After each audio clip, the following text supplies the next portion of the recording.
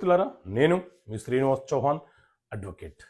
మైనర్గా ఉన్నప్పుడు పిల్లల పేరు మీద ఆస్తులు కొనుగోలు చేసి ఉంటే మేజర్ అయ్యాక వారి ఇష్టానుసారంగా ఆస్తుల మీద వాళ్లకు హక్కులు సంక్రమిస్తాయా? వారి ఇష్టానుసారంగా వాళ్ళు ఆస్తులను ఎవరికైనా అమ్ముకునే అవకాశము, గిఫ్ట్ ఇచ్చుకునే హక్కు వాళ్ళకు ఉంటుందా అని అంటే మిత్రులారా, మైనర్ అంటే చట్ట ప్రకారంగా 18 సంవత్సరాల లోపు పిల్లలు అని అర్థం.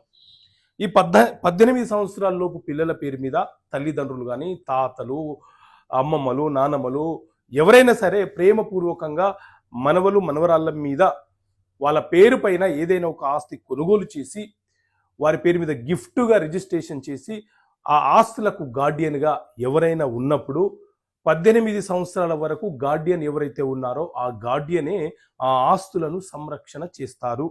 18 సంవత్సరాలు దాటిన తర్వాత ఈ గార్డియన్ తన బాధ్యతలను, హక్కులను కోల్పోతారు ఆటోమేటిక్గా.